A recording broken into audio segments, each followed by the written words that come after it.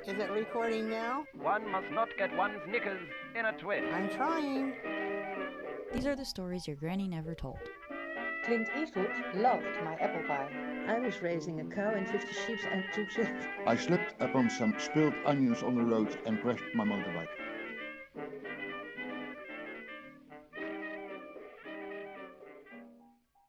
Hi guys, it's Nikki, your host for the Stories Your Granny Never Told podcast. Coming back at you this month for a brand new episode. Stories Your Granny Never Told is a monthly podcast where I interview older folks about their unexpected life stories. And this month is no different. This month I get to talk to Lynn Ruth Miller, who's an 86-year-old comedian. And she's freaking hilarious. I mean, we talked for so long and we went on a few tangents. And I think we got to about when she was 35 years old. And we went way over time. So I had to ask her a bunch of questions at the end, but it's still really great. And I think you still get the whole picture. I will, however, put a little warning. We do, for something like half of the episode, talk in depth about eating disorders. So if that's something that you don't want to hear about, maybe just skip this one.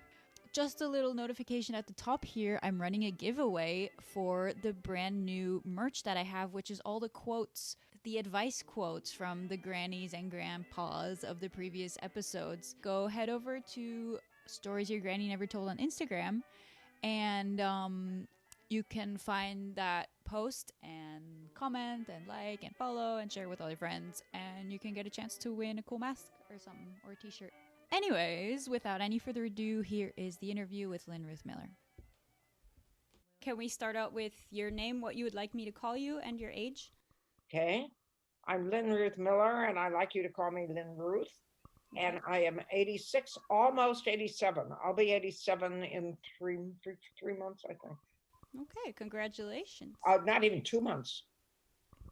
All right, and so you are a comedian. I'm more than that. I'm a comedian. I'm a performer. I'm a storyteller. I'm a cabaret performer. I do burlesque. Oh man! I also write. My book was just posted on Amazon today. Yeah, you have oh really? Congratulations! You have multiple books. Yeah, multiple, but this is the memoir.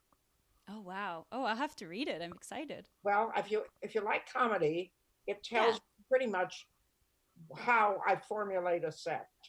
It really is. And in advertising it, we never put that in there. But I've got a whole chapter where I tell you just exactly how, what gets a laugh, what to do when it doesn't. I've analyzed a whole set for you. It's one whole chapter. And you have a lot of experience in that. I started when I was 70. I didn't start. It's not like comedy. Yeah. But how did things start out? Where did you grow up? I grew up in Toledo, Ohio, and I majored in education. I have a great deal of education. And I was just talking to my wonderful friend from Florida, who said to me, and she's made a beautiful economic success of herself. She's very wealthy. I am not. And she said, I don't see the point of a lot of education. I don't think it teaches you anything. And I thought, oh my God, I've been through 6 universities. I have 3 advanced degrees. What kind of, and I'm trying to get a PhD. That's the next goal. Oh, really? Right now? All that money I wasted, because she has a lot more street smarts than I do. And I'm sure you do it because you enjoy it. A lot more sex than I am as well. But I'm sure you'd go through all this education because you enjoy it. I actually just got my PhD like 3 months ago. So in what? In biology. In biology, that's interesting. I want to do it. Actually, I'd like to do it in some form of theater. Oh. But it's about ageism. I believe that we get our concept of what age is like from what we see in the media. Oh, absolutely. And I want to destroy that. That's one of the reasons I'm doing this podcast, is because, like, in the street, if you see a little old granny, like, hunched over with her cane, you think, like, oh, she's innocent. And then you don't realize that that's a person and she has great stories, and she probably punched a Nazi in the face back in the day. And you would have never known if you didn't. Might do it today as well. Yeah, I hope so. I cannot stand people being patronizing to me. And I see it all the time. It's a reflex. In a group, and I'll give an opinion, and everyone will smile and totally ignore it. Mm-hmm. So on top of being a woman, being an older woman is just doubles it, I'm sure. It's been absolute hell. But I never realized how much of it was due to ageism and sexism. Because what you do, and this is for most of us in the profession, is you think, well, I guess I'm just not good enough. Yeah, you internalize it and turn it into sort of an imposter syndrome when it's actually a societal problem. Oh, yeah. Being a woman in science, it happens a lot. Well, if we're in science, you would know that everything in gerontology is spent on how to get them well and prevent sickness. That's what it should be. It should be in how to give them options for a full life. If when I turned 65, all I did is take the pension that I got and go out and play and do golf, and that's waiting to die. I don't want to do that. I got all the play in that I needed when I was 5 and 6. I want purposeful living, and I have very purposeful living. So when you were younger, so you grew up in the States, and then you decided to pursue a bunch of the States till I was 80. Okay.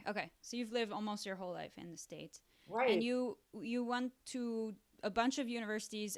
Was it just because you enjoyed learning in general, or you couldn't decide what you wanted to do? Oh, I always knew what I wanted to do. You have to think how what the mindset was then. This is the 30s, right? Where women never expected to work for the rest of their lives.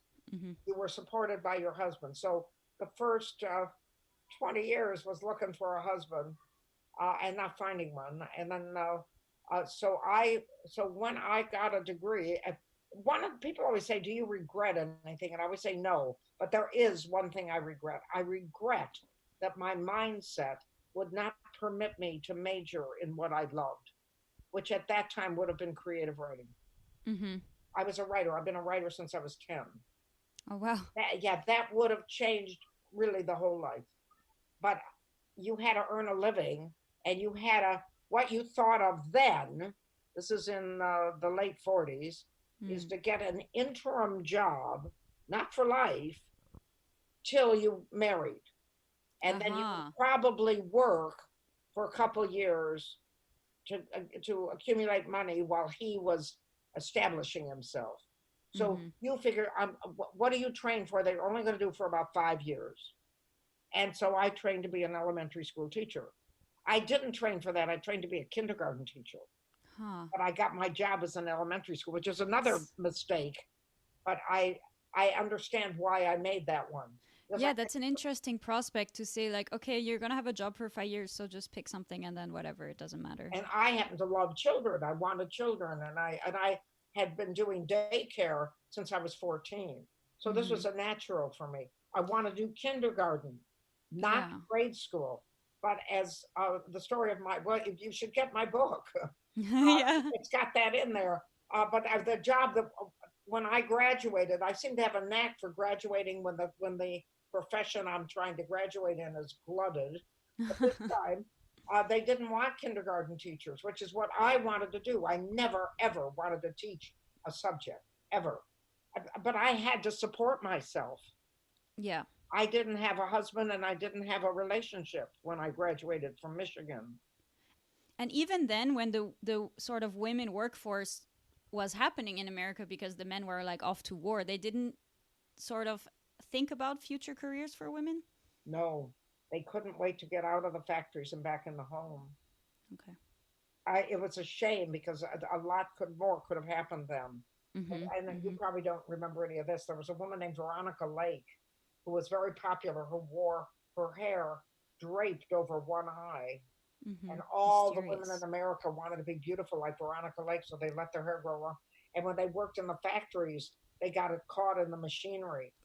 So Veronica Lake did a wonderful thing for the war effort. I still remember she cut her hair. And she, and we had Rosie the Riveter. Yes. But that was when I was a child. Okay. But so there was no interruption. That did not change my sense that I wanted to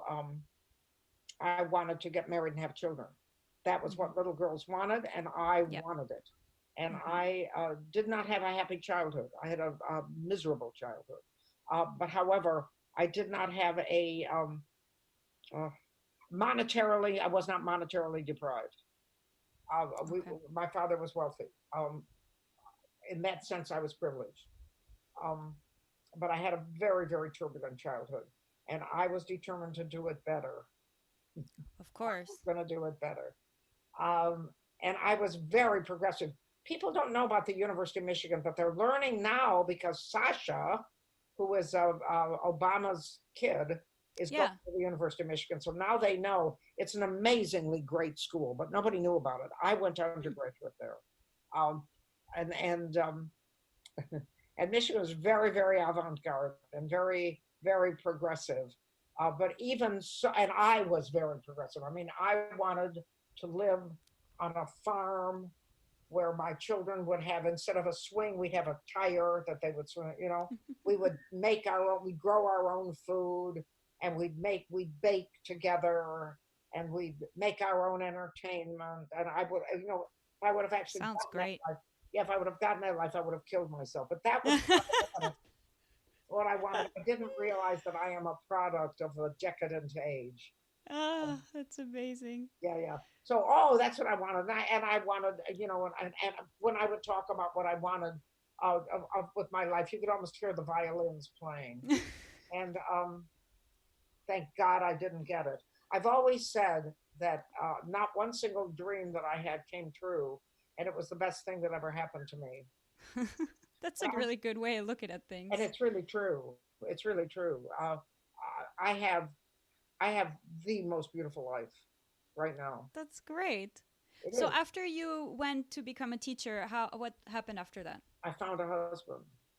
Ah, okay. So you always wanted to do it and then you finally found one. I've actually found two. I found a husband. We married. He went to Harvard Business School. I helped pay the tuition. I taught. Hmm. Well, that's what we did. Okay. Graduated. He was also went to undergraduate at University of Michigan. I knew him from Michigan. Okay. Um, and then we moved back to Toledo, Ohio, which I still can't get through my head. Why I know, which is something that would be very foreign to you. We did it because he wanted to. You have to understand that you belong to your husband. But Yeah, you why just the do what they hell said. he wanted to when he was from New York is beyond me. But he did. And Ohio. we moved back to Toledo, Ohio. And then I think we were there 3 months and then he left. And I also had a very severe eating disorder. Hmm. I had anorexia and bulimia. So if he hadn't left, I'd be dead. But I'm not. Here I am. And so that's one dream that thank God it didn't come true. Yeah. I am. Yeah. Um, and then I started a TV show on CBS. How did you get into that? Um, I think the people don't realize that if you really want to do something, you can. Okay. So you just did it. That's pretty much what happened. I had no background. I had no training. I had no Hmm. idea. I didn't know what a camera was. But I had graduated from Michigan, a very idealistic teacher. I mean, I remember one of the books was called New Ways of Discipline.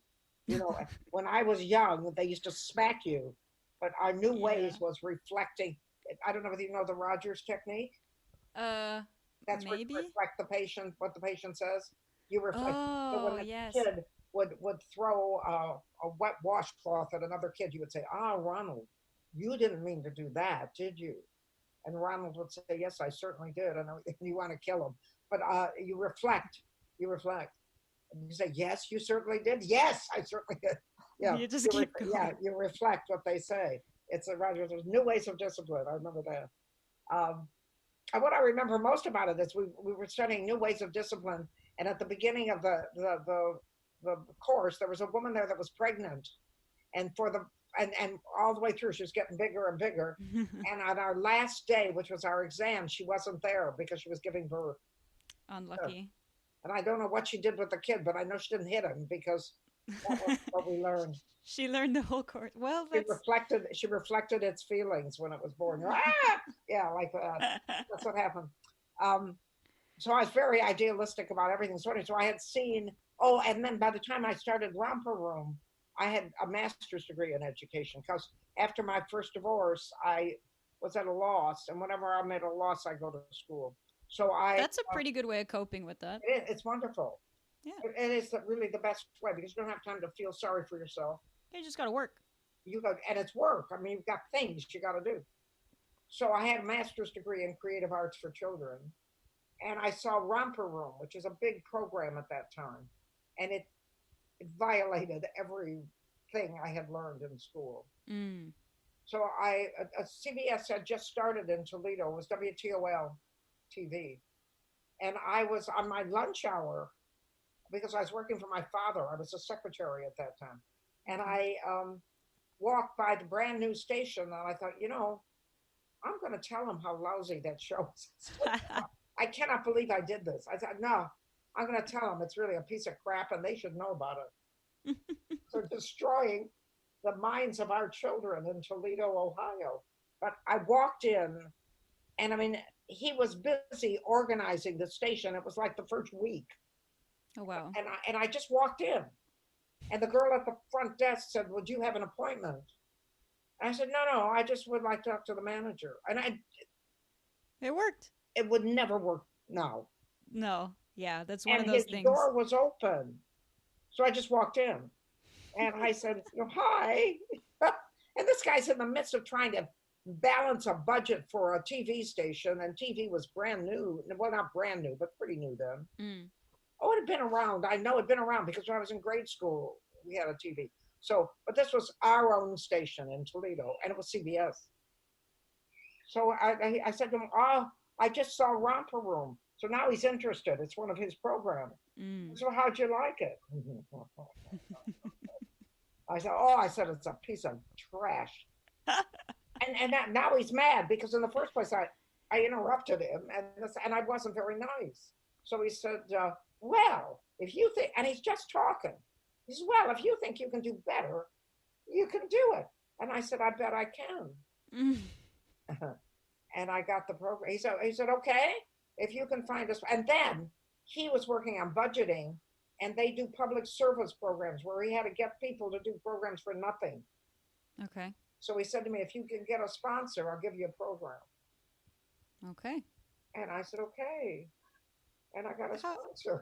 How did you do that? Did you just... So that was easy. I called the Toledo Art Museum. You have to realize what a big deal CBS was to Toledo, Ohio. Yeah, I can imagine. I called the Toledo Art Museum, and I knew the principal of the school, the art school. I said, how would you like to be on CBS? And his name was Charlie Gunther. He said, oh my God, yes. And he didn't ask me what the program was going to be. He asked me, done. And so I called up this guy and I said, well, I've got a sponsor. And he said, who? Thinking it was going to be Joe Schmertz at the corner shoe shop. And I said, well, it's the Toledo Art Museum, which is a huge thing in Toledo. Big deal, yeah. Oh, no, really big deal. In Toledo, the Art Museum of the Zoo, that's all we've got. And Libby Glass. At CBS. And CBS now. Yeah. And so he thought, that's a hell of a big sponsor. Yeah. So he said, okay. And he gave me a director. And I remember the director, but do not remember his name. How does that work? Do you just then write a show and the director makes it happen? No, what happened? It was a pretty rocky road because I had never written a TV show. I didn't know what the hell I was talking about. But my idea was, with absolutely no background in this at all, my idea was to do creative dramatics. In other words, read a story to the children. I was going to have live children on the air. And I would get them from my class. And then I was going to read them a story, and then they were going to act it out. Okay. I had never done creative dramatics. And by the way, there's an art, and anyone that's listening, don't you do it unless you read up on it, because I messed it up, something terrible. But anyway, I thought, well, I'll do it, and they'll act it out. And of course, it didn't happen that way. Right. It was a disaster. But anyway, and then that was the first half, the first 15 minutes. And then it was half an hour. And then the second 15 minutes, we did an art project related, because the Toledo Art Museum was sponsoring us. Right. An art project related to the story. Okay. And it was a pretty lousy program, but it went on for 2 years. Was it better than before? It was better than Romper Room. There you go. Progress. progress. But it if you could do it for 2 years, that's like, I mean, who can just say that they walked into CBS and got a show and made a show for 2 years? That's pretty nuts. You'd be amazed when I look back at the things that I've done that they just are impossible. And I'm not particularly a miracle worker, and I don't have the Jewish word is chutzpah. I don't have a lot of guts. I'm very charismatic, though. Well, now, but not then. I don't know. Well, sometimes that's all you need to get something rolling. When I believe something, I just believe it so completely. And I was appalled at this romper because I had just spent a year learning that everything they were doing was counterproductive for children. Yeah. It was patronizing. It was talking down to them. It was not elevating their minds or enriching them. So at least your contribution, you helped out with that instead of demeaning them. I don't know what happened after I left. I think they just stopped it. Because then I married again. That's what happened. I married. Okay. And I left town. and he was gay. That's an interesting story. Because it was 1959. And I don't know how good you are with your history. But 1959, it was illegal to be gay. Right. I mean, yeah. It was illegal. Extremely. You were either imprisoned or sent to a hospital. Okay. Mm-hmm. So did you know when you got married? No. So no. I was the cover. You were the beard. I was the beard. But I guess, but and he was very masculine seeming. Sure. I mean, if it's really illegal, you'd have to. I mean, I lived in San Francisco, and I know gay men very well, and very few of them are macho. Very few, at least that I knew. They're more neutral. But if your life depends on it, or you're not being sent to prison depends on it, then it could be because they're more neutral. They're not this frou-frou, tippy-tippy business that people think. They're just normal human beings. But yeah, not. This guy was. There was something very, very testosterone-y about him. Mm-hmm. But it sure didn't help me. Anyway, so we were married for 3 months because he found out he couldn't cut it, and he sent me home. Oh. So I became a librarian. Okay. That's another one where I had absolutely no background in library. Next job change. Nothing. But I loved books, and I didn't want to go back to teaching, so I called the Toledo Public Library again. And I said, I have a master's degree in creative arts for children, and I need a job. Mm-hmm. And they said, well, you can be a children's librarian. So that's what I was. All right. And then Did you enjoy that? Yeah, but no. I loved the books. No. I was schlepping books. That's all you do. You shelve books and working. And then we had the Dewey Decimal System. So you sit and do the cards. And I mean, there was I did get to do story time. I got to tell stories. But I worked for a lady whose name was Bunny. Bunny. She was a nice lady, but Jesus, what a name. Bunny. Anyway, no, I didn't like it. And then I became children's librarian in Bloomington, Indiana. Okay. And I actually liked that one. But then they ran out of money and I lost the job and I came back. I'm trying to think what happened then. The hours were 9 to 9. Oof. 7 days a week. Damn. So my friend called me up and said, let's meet for lunch. And I looked at my calendar and said, I don't have any lunch hours available for the next ever. Oh my God. And so I applied to Stanford University. And I decided I didn't want to teach. I knew that. But I always wanted to write. But by this time, with 2 husbands under my belt, I was pretty sure I was going to have to support myself. Yeah. And by the way, this is a lot more traumatic than what it sounds like. I was a defeated woman. But I decided, well, I can't just major in creative writing, which is what I should have done in the first place. All the way back. I can't just do that. I have to but how can I make my writing pay? Yeah, because it is hard when you start out to make a living from writing. It's kind of that's right. Thing. So I majored in journalism, but remember the timing. It was 1960. So television was beginning to take over the written. So there weren't that many jobs in newspapers. So I think. Anyway, I graduated from Stanford with honors. I graduated all. Oh, congrats! And I also graduated in 10 months earlier than they said I would. I accelerated. Wow. I was terrified. I had to support myself. I didn't have any money. I didn't have any money from the first marriage. Oh, and so you sped through it so that you could make a living. That's right. I paid for my education. Yeah. I was terrified. I was absolutely terrified. I don't think I've ever worked so hard as I worked those 14 months at Stanford. Wow. I knew, which by the way isn't true, I knew that everything depended on my getting a really good job when I got out. And of course I didn't get one. So what happened? Well, because they didn't hire 30-year-old women, and they especially didn't put them in, I had too many degrees.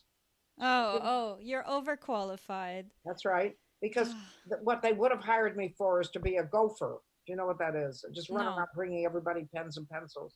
And coffee. But they couldn't do that because I had a double master's degree.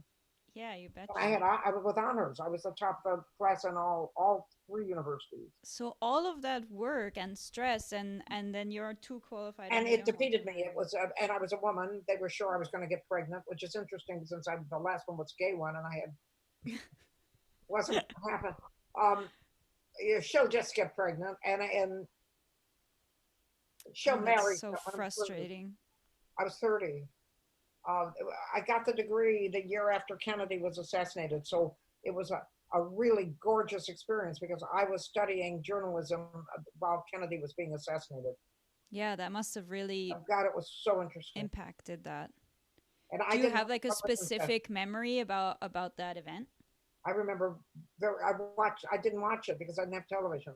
They talk about blood on the pink suit that Jackie Kennedy wore. But I listened to the whole thing on the classical music station. Oh, wow. But at that time, so most of my reporting classes were centering on political reporting and truth in reporting, which right now, I've actually done a blog about it. Right now, it's huge, the problem, because everybody says fake news. And I had an instructor, his name was Dr. William Rivers, who, by the way, which would interest you, he was the first successful kidney transplant in America. Wow. Look at that. His sister gave him his kidney. Anyway, he was talking about selective perception. And I've seen it when I edited this book that I have now, because I've been through it. I sent it in. It was originally supposed to be published December 19th. So I sent it in and had an editor and thought I got rid of all the mistakes. Then when they withdrew, I don't have a lot of good luck. They withdrew 2 days before publication. So anyway, so he sent me the text. And the idea was I would self-publish, which I now have. Okay. That was 6 months ago. It was December 19th. Yeah, I imagine it's a lot of work. But the point was it shouldn't have been. That thing should have been ready. But it's selective perception. When I read it through that second time, I thought, God, I've got a chapter in the wrong place. There's repetition, missed it all. And then, because I had this boy helping me who insisted that I read it the second time, I said, no, I got it all out. It's fine. But I mean, huge swaths of it that had to be moved because you read it and you think you're concentrating, but you're not seeing the bigger picture. Anyway, so Dr. River was talking about selective perception, and he interviewed Nixon. And do you know who Richard Nixon was? Yes, And you remember it was Watergate. And he said, I taped the conversation. He said, but I knew what the guy was going to say. Yeah. Yeah. I mean, everyone asked him the same questions, and he has prepared responses, I'm sure. So he wrote up the article, and then he thought, I really ought to listen just to be sure. He'd gotten it all wrong. Yeah, I guess if you go in there and you're expecting something, then that's what you're going to hear. That's right. And Dr. Rivers is so this business with fake news, it isn't fake news. It's you're just in your own echo chamber. And so they think, they're lying. No, they're not. Do you know Robert Burns? Oh, would the gifty give us to see ourselves as others see us? He's a poet. Yeah, that's true. We don't see ourselves. It took me years to realize that I am an extremely flawed human being, as are we all. And there comes a time, Of and I course. think it happened to me when I was about 60, where I said to myself, well, this is the package, and you're going to deal with it. You have a funny perception of what of right and wrong. Yeah. You have you get angry at crazy things. If I see somebody hitting a child, I want to kill him. And you know, the kid could have been a serial killer. The kid could have just knifed his dog or something. I don't care. I have an illogical sense of justice. I mean, that's a normal Well, reaction. that's because you aren't a mother. I think that's pretty When logical. you're a mother, you'll understand. Yeah. Well, yeah, Uh, not yet, yeah. I'm not a mother Yeah. either, but I mean, I have a very warped sense of justice, but it's also very intense. The George Floyd thing Mm-hmm. absolutely appalled me. Just, I mean, to the point of almost throwing up, seeing that, Agreed. because for me, it's seeing it again. Yeah, Because it's it's like been, nothing has changed. it's not just that, it's that someone's saying, oh, look at this. That happened. That's not even unusual. It was happening every day all over the United States, No, every day. And it people happens don't all get the this. time. This is, I get, I told you I have an inflated sense of justice. I get so angry every single day. And That's do you okay. think it's just black people? And people say, no, it's worse for black people. When it happens to you, it's just as bad, whether you're black, aging. A policeman will see an especially an old woman driving, and they have a quota for tickets in California. They'll pick her up because they know that when she goes in front of the judge to say, I Mm-hmm. didn't do it, the judge will think she doesn't know what she's talking about. But you Mm. see, one of the best things. I have a very liberal friend. I absolutely adore him, and he is so liberal. I mean, he's so far to the left, he's off the cliff. But he says we talked about this dismantling the police department, and what he said Mm-hmm. made such sense. He said instead of making one Yeah. guy with a gun in his pocket go out and handle of domestic abuse, robbery in the corner shop, traffic violations, kids throwing mud at a window, one guy have different departments. And those Exactly. people are trained. Mental health, Mental health. counseling, traffic can be their own thing. Yeah, it's a whole different thing. Yeah, And that made eminent sense to me. absolutely. I agree with that. And maybe don't give the police tanks. Like, maybe. Just a suggestion. Oh, yes. And what's this business with it being just a Yeah, technique to lean on it's a someone's joke. throat? What kind of oh? And Mm. I happen because I lived in California for 30 years, and I happen to absolutely despise the police. To me, they're all a bunch of young men who are mad at their mothers. I mean, the culture is really a lot of them. I mean, obviously, there are always different people, but a lot of them is like, you're a big macho, and That's right. But what's happened is we've made them that way, and unless we take we have. responsibility for it, Absolutely. It's a societal problem. and I remember this one lovely kid was in the police department, and he was so appalled by the attitudes they instill in them that he quit. Yeah. And, Yeah. and he said, I can't do it. I just can't do it. And I thought, good for you, but what courage that. Anyway, I think Yeah. we've diverted Yeah. off. We went on a tangent. Never did get to our first question. It's okay. It's okay. Where were we at? I guess. I couldn't get a job. I'm going to move to San Francisco, and I'm going to look for a job there. And so then I did what I tried for public relations, which I would have been lousy at. Gotta But do it didn't something. work. Okay. And I was there for 6 months, and then I thought, well, the center of the communication, because remember how what I'm not getting across to you is how terribly frightened I was. Yeah, because you were worried about not being able to support yourself. That's right. And I had no one. People think, oh, she got a mother, she got a father, she got a sister, she got a partner. Nothing. Hmm. My parents were done with me. Done. Because you were like so radical in their eyes. That's very, yes. And, the nutty one. And my sister, so I was getting no help. Yeah. I could have if I would have asked. Yeah, but And eventually I did, but you're getting it. But 30 years old, 2 divorces, I'd already taken advantage of, and I didn't like them. And I'd yeah. already taken advantage of them enough.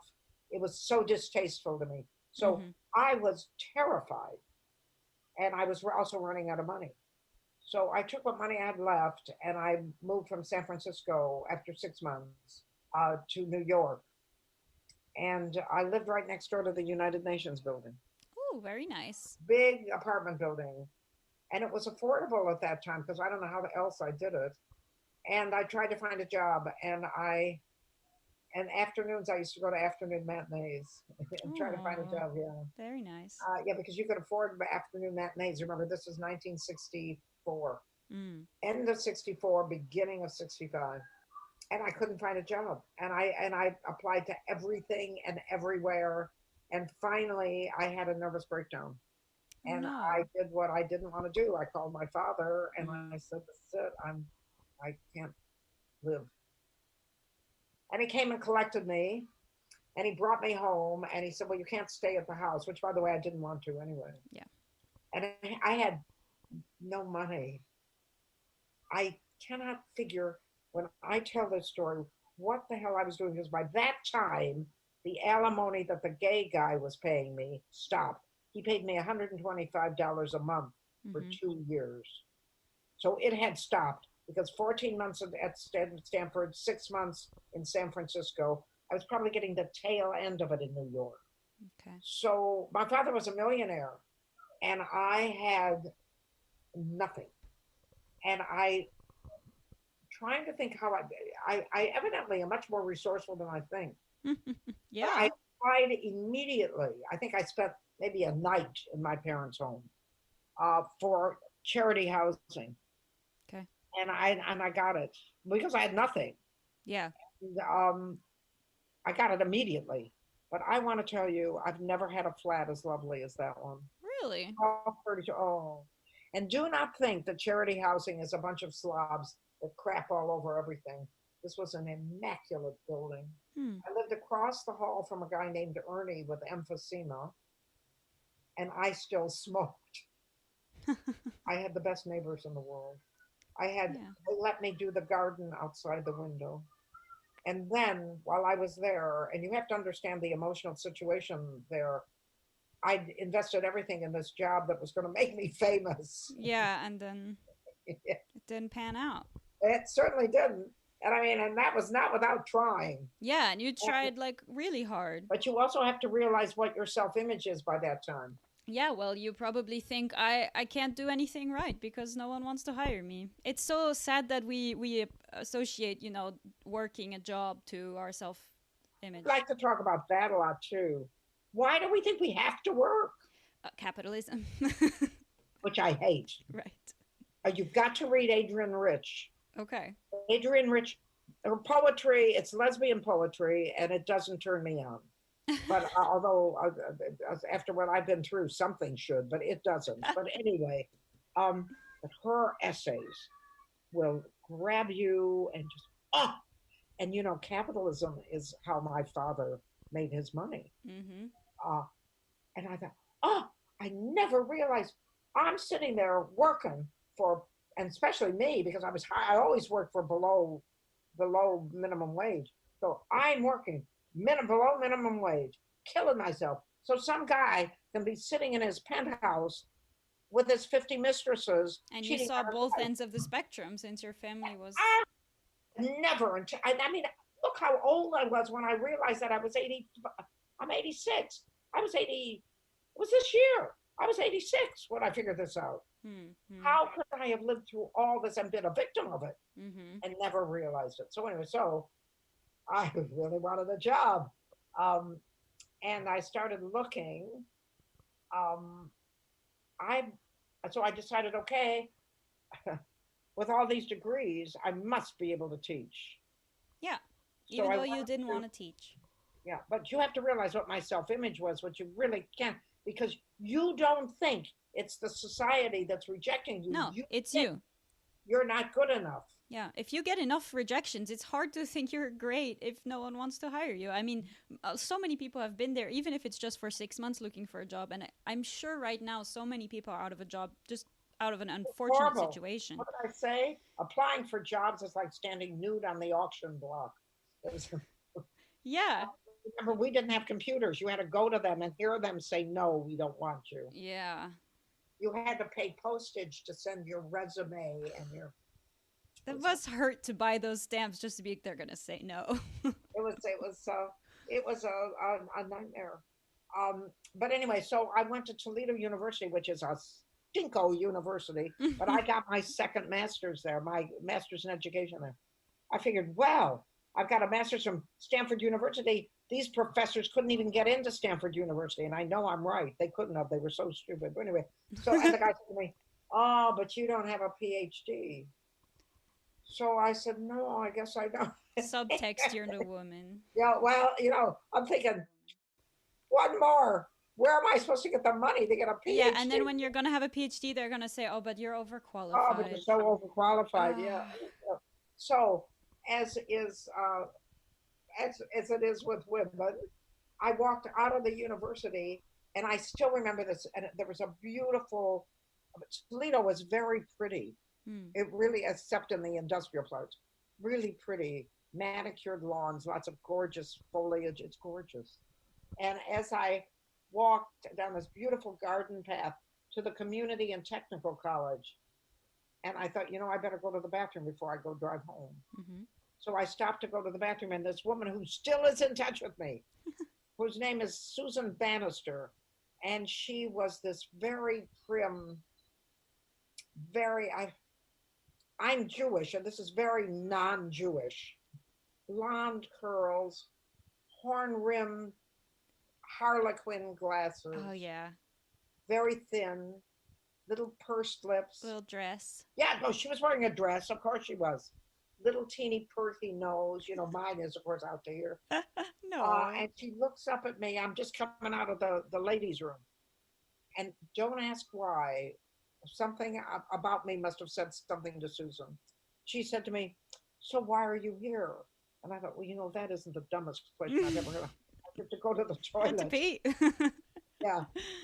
What do you mean? Why am I here? She said, no, that isn't what I mean. Why are you in this building? And I said, well, because this reminds me of the CBS story. Yeah. I said, well, because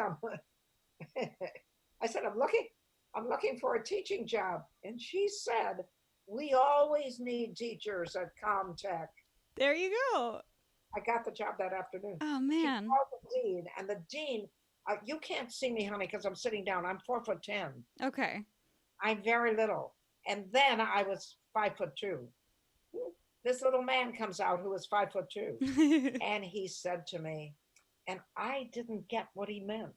He's married because he had to go back to his wife or something. So I said, oh, do you have children? He said, no, but we try every night. And then he chuckled. And I said, nice. Okay. I had no idea what that man was saying to me. Oh, nice. That's great. Oh, so I might have said something like, what a shame you still haven't gotten one. No idea. Good luck. Mean, you have to know how innocent I am. When I started comedy, I never knew, and I'm listening to other people talk about comedy. They're talking about blowjobs. I'm telling you, I'm thinking that's balloons. That's blowing. But that's amazing. Oh, I really am. And I mean, people did not understand how innocent, because I'm good at telling jokes, how innocent I still am. And I remember when I first started comedy, this little girl, I believe her name was Sandy. She used to come and sit next to me and tell me what the words meant. By the way. Because I had said, that is. I would look at her and say, really? She said, yeah, you're missing the next joke. Anyway, so where were we? So, you have a master's degree from Stanford University. My God.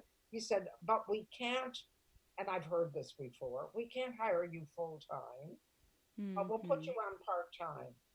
I worked for them for 4 years, part-time, full-time work. Yeah. On a part-time paid salary. Part-time. Been there. Okay? No benefits, nothing. Which, of course, later, that's what happened because it didn't count for anything. It was part-time. Mm-hmm. So I think it was the 4th year. They still hadn't hired me, but Ohio passed a law that you cannot pay anyone with that many advanced degrees below minimum wage. They have to have a certain... That's right. And you have to pay them their back salary. And are you ready for this? You will hate me. The dean called me up and he said, if we give you the money we owe you, you'll bankrupt the system. It's another English teacher, will not be able to support his children. Guess what I said? Okay. Yeah, that's what I did. I mean... So I never got the raise. Yeah. I never got the raise. I worked for them. Then they transferred me to full-time. I was only full-time for, I think, a year. Mm-hmm. And then, in the meantime, I'm still fighting this eating disorder. I'm so busy. It's not enough that I'm fighting society and all this. I'm still fighting this eating disorder. Yeah. And I had it pretty much under control.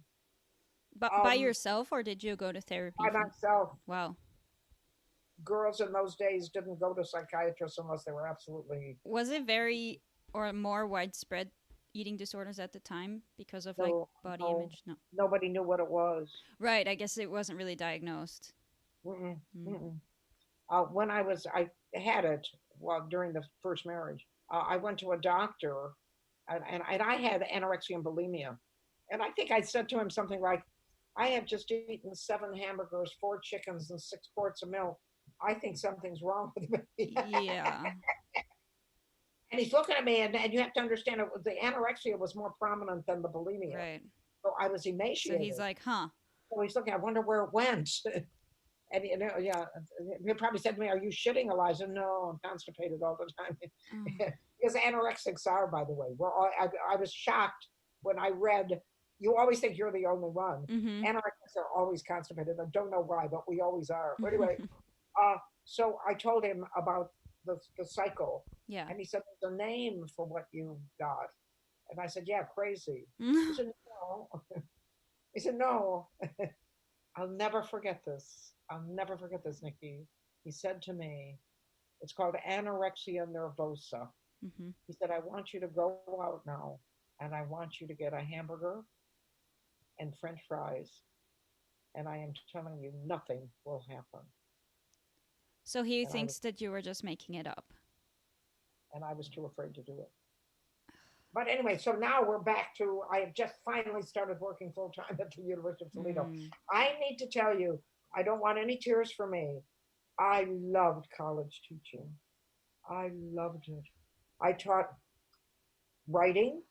I taught English literature, which you love. I mean, I read every book in the Kent Public Library before I was 10. I got a special permission to go down to the main library. Wow. I've been reading since I was 2. I've been reading. The reason I've been reading since I was 2 is that my mother could not stand changing my diaper. And she literally said to me when I was about 6 months old, I'm not doing this anymore. Sit there until you crap. And I did, but she put me there with a book. And then you read. That's it. Thanks, Mom. By 2. Thanks, Mom. I could read. I've never had any problem with reading. Wow. Everybody else was having problems with, but I wish she would have done it with an abacus or something because I can't add worship. But, I'm the same. But can I read? And I can read anything. Anyway, so then by that time I was 36, and I fully believe, and by the way, this is a Lynn Ruth diagnosis. Doctors have disagreed with me. They've said no.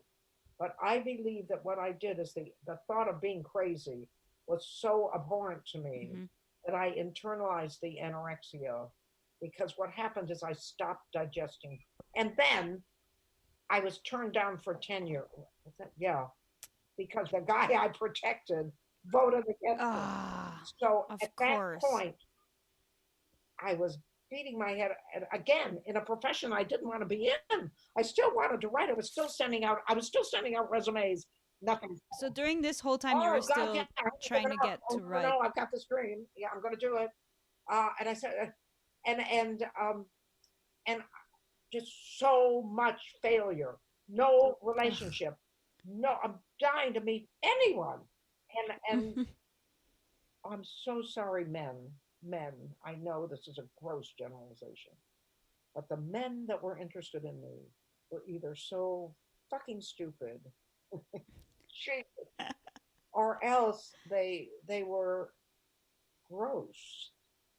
You Yeah. know, if they were really smart, because really smart men that have been that have been rejected by society are gross. So I'm not going to comment, but I know what you're yeah, talking about. I'm sure it's changed. You'd be All right, surprised. I'm getting the hint that it hasn't. But and I thought no, because you people, and I think it's good, do not equate sex with love. We Yeah, not necessarily. But that's good. That's fine. Don't change. That's good. Just be sure to use protection. But yeah, everyone wear protection. And I never saw a condom until I started singing about it. We'd never used them. Well, yeah, because until like the AIDS pandemic, it wasn't a thing. That's right. And I did not do recreational sex. I just simply did not do it. You don't. What is it? We're the walking wounded. The women from the 50s. The women from the 40s and 50s are the walking wounded. What does that mean? We belong to our husbands. I want to tell you this. Because this is, I have such a different take on this that it's almost impossible to believe it's the same woman. When I was married, I said, if Tommy cheats on me, by the way, I don't believe in marriage. I wonder why. I wonder. If Tommy cheats on me, it's my fault. Uh-huh. How do you like that one? But that's what they taught you to think. You can cheat on someone. I do not believe in locking yourself into a marriage. I do not believe that that women are responsible for good sex. That's absolutely ridiculous. And I do not believe any of that. That's how I believe them. Yeah, well, I mean, if you grew up and every day told you, you have to take care of your husband, and if you do it wrong, he's gonna leave you, then that's right. What else are you supposed to think? It's not just that, honey. It's that everybody that were my friends were doing that. Yeah, they married them and they shut up and took it because that's what you're supposed to do. So I believe, and this is a Lynn Ruth diagnosis, and I want to tell you, the finest doctors in the country told me no. I mean, men have a history of not believing women's sicknesses, so I'm gonna. Yes, that's another thing. Yeah. We can get into that with menopause. I'm so angry about that, but anyways. Medicating menopause, which is the most natural thing. Even ovarian cancer is extremely, like, mistreated. Yes. Oh God, it's awful. Anyway, so with this, I stopped digesting food, and that was, food went right through me. Which of course solved the constipation problem. I was all over the place. I mean, I could be standing there doing dishes, and then when I would look, there'd be a load on the floor. It just went right through me. I stopped digesting food. They could never find out why. They could not find out why. The thing that makes sense to me, because I obviously have a very strong mind, and is that I internalize the anorexia because I refuse to allow myself to not eat. I weighed my food. It almost killed me, because you have to realize that when I weighed 1 pound, I thought I was fat. But I 8 ounces, that's a hell of a lot of protein at a meal, at dinner, not at lunch, thank God. I think I ate something normal for lunch. But at dinner, I would weigh the amount of meat. I was eating red meat, which I wouldn't touch right now, but I was eating, I mean, we change a lot. Oh yeah. But I would not allow myself to have the anorexia that my body wanted, because my body wanted to die. Yeah. And so I believe that I internalized it. But I became a patient at the National Institutes of Health, and you need to look it up to realize how absolutely unusual this is. Okay. Because of the anorexia, because of all this, I had osteoporosis. Yeah, and that's usually linked. Obviously, when I started having these bowel problems, which is full of funny stories, they gave me They gave me a medication which was supposed to stop the peristalsis in my, yeah. Oh, you're a biologist, love it. Yeah. And and remember how it was doing. I would eat, and I had fine appetite, but it would Straight go through. really right through me, and I would not even feel like, That's crazy. Yeah. That's like totally not normal, obviously. Yeah, so I'm sitting on the can, and I'm calling the doctor. I've just taken loads of it. I said, it's not working. Yeah. He said, it always works. Yeah, I don't care what you say, it's not working. Listen to this. I did. And somebody did a joke about that later. Where he's in a hotel and he calls the chef and he says, that meal was terrible. Hear this. Jesus, I did that. But For real? I said, listen to this. Oh, because we're just pouring. And then, so I had osteoporosis. So they thought that was the cause, which doesn't make any sense at all. That's 1 and 1 makes 73. It doesn't make any sense. Your bones are disintegrating. That's why you aren't digesting food. It's vice versa. Your bones are disintegrating because you're not getting enough nutrients. I mean, yeah, well, that might be. So anyway, so they were doing a pioneer study on calcium infusions, and the guy's name was Frederick Barter. Cool. And I'm reading an article. It's another one of these crazy stories. I'm reading an article in Time magazine while I'm waiting for the X-rays. Mm-hmm. And I probably was sitting on the can while I was doing it because it was just pouring out of me. As I recall, it was in a waiting room, but knowing my history, it probably was. Anyway, so never read Time magazine. My news magazine was Newsweek, and I'm reading Time magazine, and it says Dr. Frederick Barter is doing a study on young women. I was 36, young women who have osteoporosis. Why not me? I did it at CBS. I came home and wrote a letter. Yeah, no idea. You have to go through it. Do you know what? All right, so you can't just get in there. No, yeah, it's so much bureaucracy. I did. So I wrote. You must have had like a terribly said, but in medical terms, an exceptional case. Yeah, right. Well, no, he couldn't find young women that knew they had osteoporosis, right? Because they weren't doing bone scans then. Yeah, no, And it's a hidden. So I wrote him, and I said, they just took an X-ray of my bones and told me they didn't see anything. Mm-hmm. And I said, I don't want to spend the rest of my life in a wheelchair. And I remember saying that, yeah, very truly yours. That's how we said it. I got an answer by return mail. He said, have your doctor send the X-rays. Wow. What does that mean by return mail? Like really quick? Oh, next day. Wow. Okay. He got it, Washington, D.C. I got the letter. He wrote the letter immediately. I got Sends it straight back. Okay. And evidently, badge of honor to get a patient in NIH. Yeah. Wow, I didn't know this. So I called him up and I said, listen, would you mind sending my X-rays to this doctor? And he said, no, of course. So he did. And 1 week later, I was accepted. Great. And I found out do you know what a metabolic diet is? Anybody tell you what that is? Go ahead and explain it. It's you eat the same thing. They weigh it going in and coming out. Okay. For 6 weeks. I've done that to sheep. They did it to me. Okay. So it turned out that I have to be there for 6 weeks, and I was teaching, and you heard how precarious my position was there. Yeah. And I think I had just begun full time. Uh-oh. So I said I can't do it. That was in November. And that was it. Then the next month, the dean called me and said, you will refuse tenure. So I wrote Dr. Barter and said, there was no way I could teach anymore. Yeah. By the way, I never missed a day of teaching. We had the Christmas break is what happened. That was, I went to class every day and spent most of the time in the ladies' room. I said, all right, write your essay, boom. You know, it was really the dedication. Awful. Yeah, that's it. Yeah, whoops. But I never missed a day of school. And he, anyway, so the dean called me, and the dean said to me, you've got to come and protest because it's illegal for the committee for your own. He was in the English department to vote against me. And I said to him, listen, I can't get off the toilet long enough to go in. And that was when I wrote Dr. Barter, and I said, if you have room for me, I'll come. And I was there in January. I was supposed to be out middle of February and I left in April. They couldn't find anything wrong with me. Wow. I think I was on the 6th floor. But I had a wonderful time while I was there. Well, at least there's that. The nurse, her name was Arlene, and she said, if you leave here, you're going to die because your bones are so weak, they're not going to be able to support your vital areas. And so I went home and waited to die. Oh my God. And it wasn't right away. I didn't.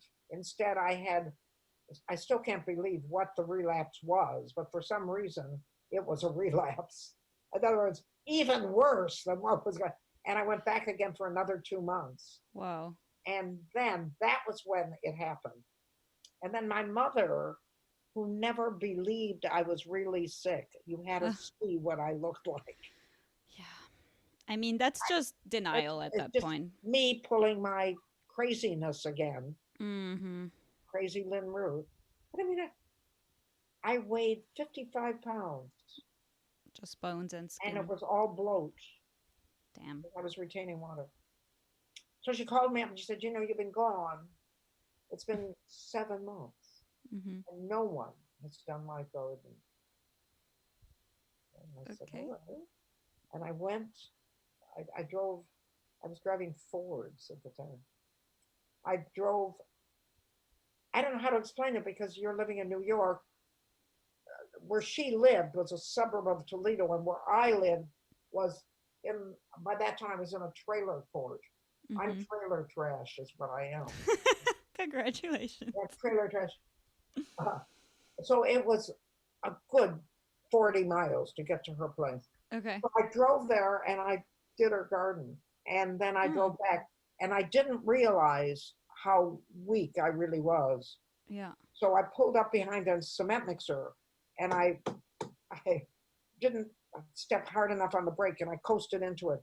And in those days, this was 1969, somewhere in there, cars are made of tin. Yeah, and they're just like crumpled. So I just coasted into the cement mixer. It jolted. My head hit the steering wheel, and I thought, thank God it's over. And you listen to what it was. I mean, really, thank God it was over. I mean, if you're that sick, I can imagine it's I was so happy it was done. So I'm there with my head resting on the steering wheel, thinking I'm dead. Mm-hmm. And the cement mixer pulled away, didn't even know I was there. Yeah. And I'm waiting, and I'm thinking, death. You shouldn't be that conscious. And I dream. Yeah, why am I still thinking about death? Why am I still thinking? That's exactly right.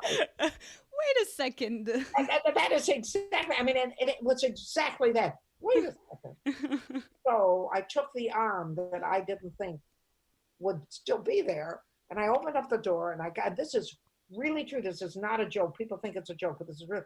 Opened up the door, and I thought I would fall out. Uh-huh. I got out of the car.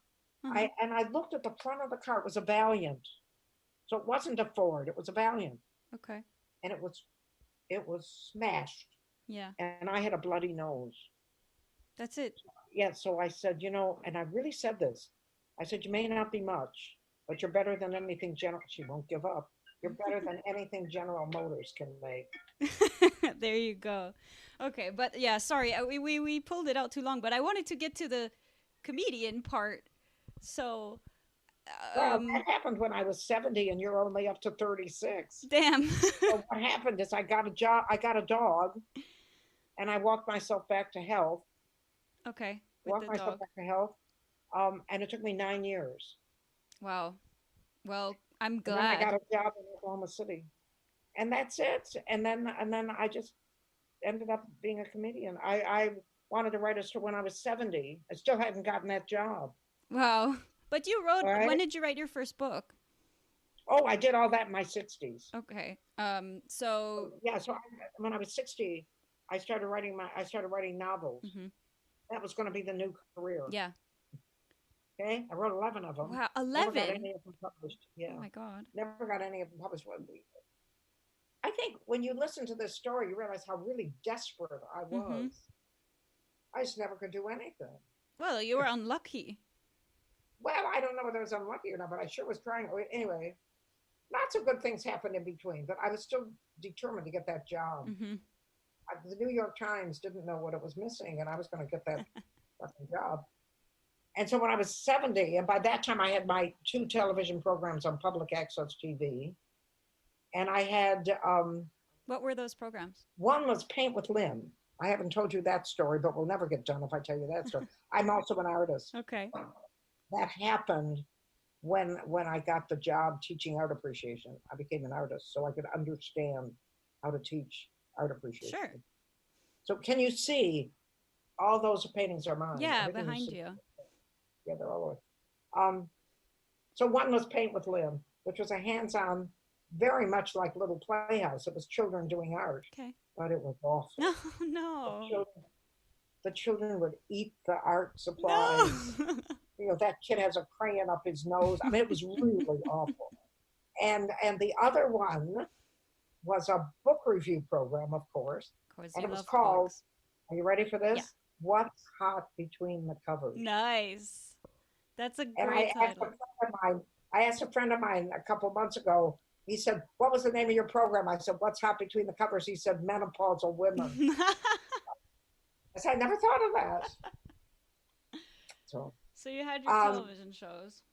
But it was, so I had that for 13 years. Wow. I also had a column. So you say you were always searching for this job, but you had a lot of success.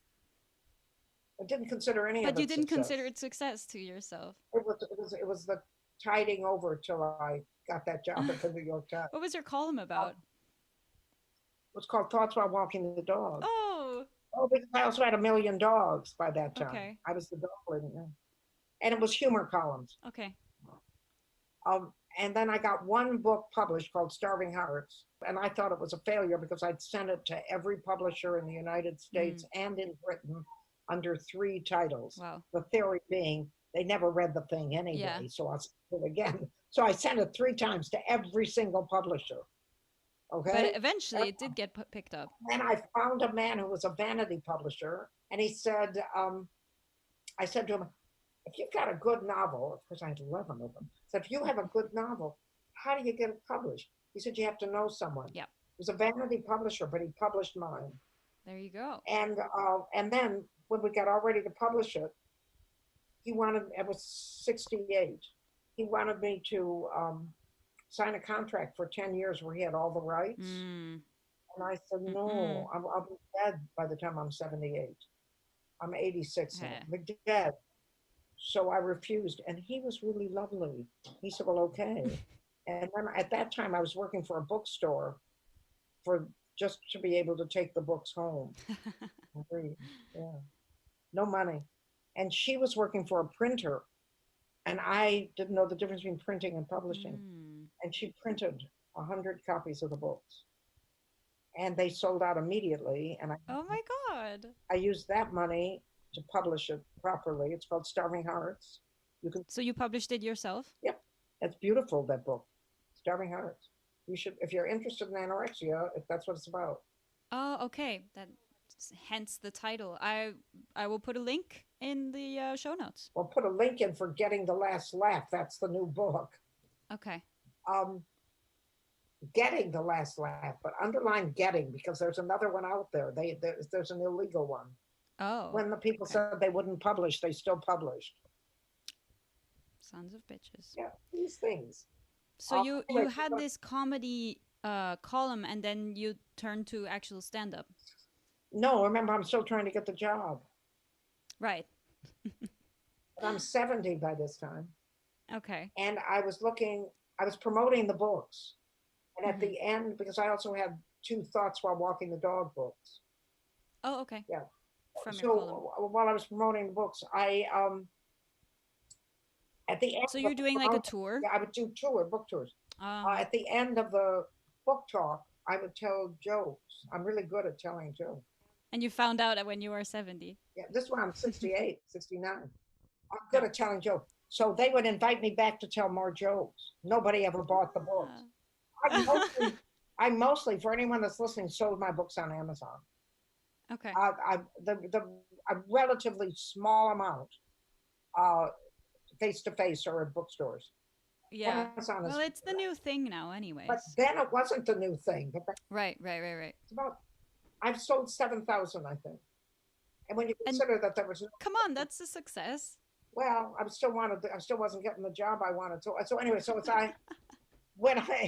they asked me to come back to tell jokes, and I was running out of jokes. I was surfing the net because by that time you could. Huh? And I saw those things at San Francisco Comedy College, and I thought, that's a ripoff. More school. Well, that is a ripoff. You can't teach someone to be funny. You can't. Right, funny. no. You're Jewish, you're black, you're funny. Rest of the people, you're not funny. It's a ripoff. And I am going to expose them. And it's San Francisco, big deal. I'm going to expose them. And I'm going to get into the New York Times because this is a ripoff. Nice. You know how people were doing these things where they would say, I tried to live on $1 a month, which is what they gave the welfare people. And I ended up losing all my teeth and 2 limbs. You know, so, right. You did that, but for comedy. I'm going to do that. Yeah. So I wrote. At that time, we had message machines. You left a message. So I called the number. Oh, on the answering machines. Called the number, and I said, I would like to write a story about you for 2 magazines and 2 newspapers. They weren't the New York Times, but that's what I was writing for at that time. And I said, I got a call back, and he said, I just love small Jewish women. Okay. Hello. That's weird. I'm your girl. And I took the class. And I think we've got to end now because I've got to call Sharon or she'll have a heart attack. Okay. But that was the beginning. And so after that, you just went into stand-up and had success. But by that, no, it wasn't a success. And nobody wanted to hire me. Because you're older. You do it for nothing. Ageism. So then I started my own. And if you read the book, that tells you that's what the book is about. Okay. I'm sorry that we went over time because I have like 500 more questions. Like how has it been performing and do you enjoy it and are you happy with it? I love performing. It's my career. And you said you also do burlesque? Yes. I started that when I was 72. Amazing. How is the feedback from that? I get standing ovations every time. I bet. It's amazing. I found what I love to do. Yeah. But I'm not. You finally found it. I'm not a big name, honey. I'm not a big name. Well, I found you. Yeah. So read the book and you'll know what happened. Okay. Is that my last question I usually ask people is, what is your advice for my generation? Keep at it. Yeah. That seems to be the thread of your story. Stop complaining. There is no such thing as failure.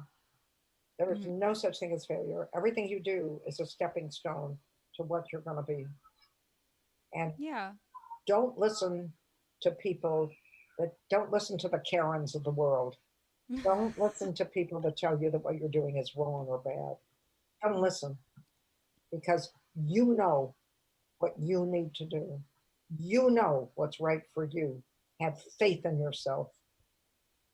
It's pretty solid. Don't think that age makes you wise. I'm not wise. I don't know anything. You're experienced. I'm experienced. That I am. Yeah. It's been a pleasure. I'm happy. I've had a great time. It's been a great conversation. No, I loved it. So I hope but I don't know whether I'm a granny doing granny stuff, because I'm not. I just want unusual life stories. So I feel like we definitely got that. We got that. Not that anyone's life story is usual anyways, but that's right. I've really enjoyed the voyage. Oh, bless your heart. Oh man, Lynn Ruth is so funny. I had to ask a billion questions at the end, but I think this longer episode was totally worth it. If you want to see some pictures of what Lynn Ruth looked like so that you can sort of have an image in your head while you're listening, there are pictures and details and links to her books and her websites and everything in the show notes of this episode and on the show notes part of my website at StoriesYourGrannyNeverTold.com. Also, you should totally give Lynn Ruth a follow on Instagram because she makes these little clips of just little jokes she tells, and she does them with a total deadpan face, and they always make me laugh a lot.